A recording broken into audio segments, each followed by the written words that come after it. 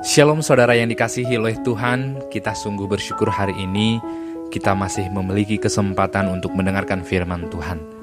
Namun sebelum kita membaca dan merenungkannya, marilah meminta pertolongan Tuhan di dalam doa.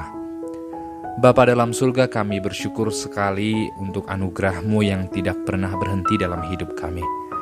Saat kami diberikan kesempatan untuk mendengarkan firman-Mu, kami memohon biarlah Roh-Mu yang kudus menolong kami, sehingga kami memahaminya, dan semakin hari kami semakin mengasihi Tuhan dan mencintai Engkau. Terpujilah nama-Mu dalam nama Yesus Kristus. Amin.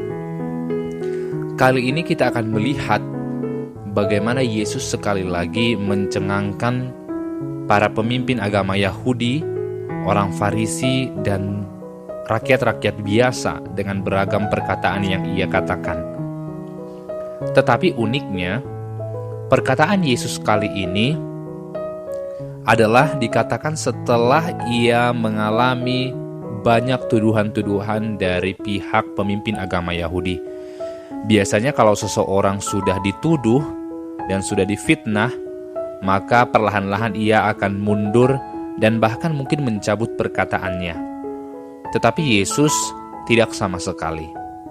Dia tetap mengatakan apa yang ia ingin katakan dan tidak mengubah sedikit pun kata-katanya. Hal tersebut mengingatkan kita kepada Martin Luther ketika ia menyampaikan argumennya pada tahun 1517 di Jerman. Ia berkata bahwa manusia diselamatkan hanya karena iman di dalam Kristus dan oleh anugerah semata.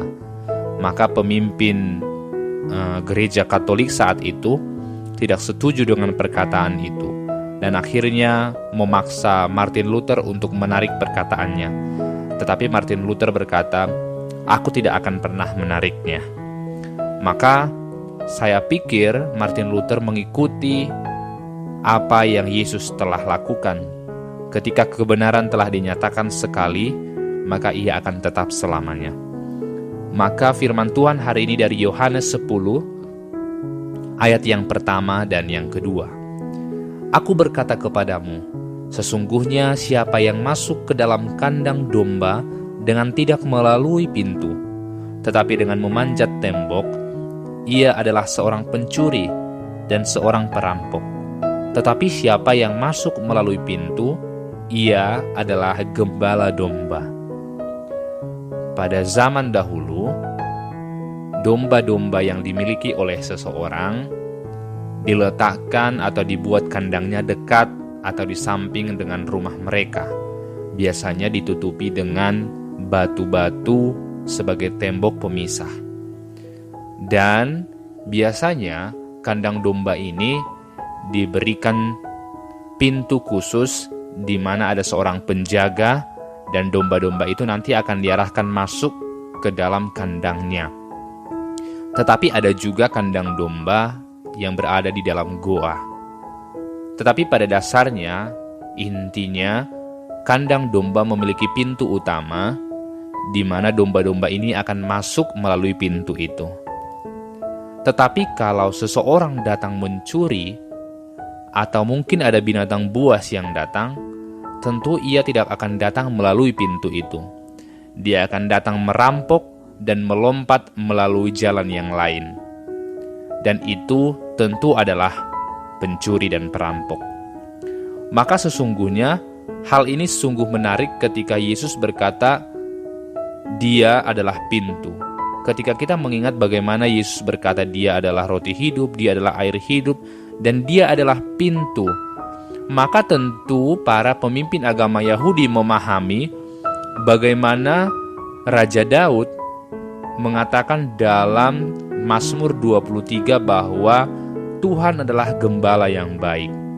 Maka sekarang setelah Yesus mencengangkan para pemimpin agama Yahudi dengan banyak perkataannya, sekarang ia kembali membuat kontroversi dengan cara ia mengatakan Dia adalah gembala. Maka tentu hal ini melukai hati mereka dengan secara tidak langsung Yesus menyatakan dirinya adalah Tuhan yang disebut oleh Raja Daud pada zaman dahulu. Tetapi hal yang menarik ialah Yesus berkata bahwa hanya ada satu pintu dan barang siapa yang tidak lewat pintu itu maka dia adalah pencuri. Dan kita akan membaca kelanjutan ceritanya nanti, dan Yesus menyebut dirinya lah pintu itu dan gembala yang baik. Hal yang menarik sekali dalam cerita ini ialah ketika Yesus berkata, domba itu dikenal oleh gembalanya, bahkan dia disebut nama per nama di ayat yang selanjutnya. Artinya apa? Jika Yesus adalah gembala kita, maka ia mengenal kita, dan ia menyebutkan satu persatu nama kita dan telah menyediakan pintu bagi kita untuk masuk ke dalam hadirat-Nya. Kita tidak bisa masuk ke dalam hadirat Tuhan lewat pintu yang lain. Kita hanya lewat Dia, yaitu pintu itu, yaitu Yesus Kristus. Maka tanpa Yesus kita tidak akan pernah masuk ke hadirat Tuhan. Tanpa Yesus kita akan tetap disebut sebagai seorang pencuri. Maka ada ajaran yang berkata bahwa masuk ke surga itu bisa dengan cara yang lain. Yang penting percaya Yesus, tetapi harus juga berbuat baik. Itu pun adalah sebuah kesalahan. Ada yang berkata, kita percaya kepada Yesus, kita melakukan hal baik, tetapi kita juga harus melakukan hal-hal yang lain, ritual-ritual agama. Itu pun salah. Yesus berkata, barang siapa yang tidak masuk hanya lewat pintu itu, maka dia pencuri.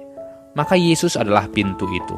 Percayalah sepenuhnya, maka kita akan masuk ke dalamnya. Kita dikenal oleh Dia, dan Dia akan memanggil kita satu persatu.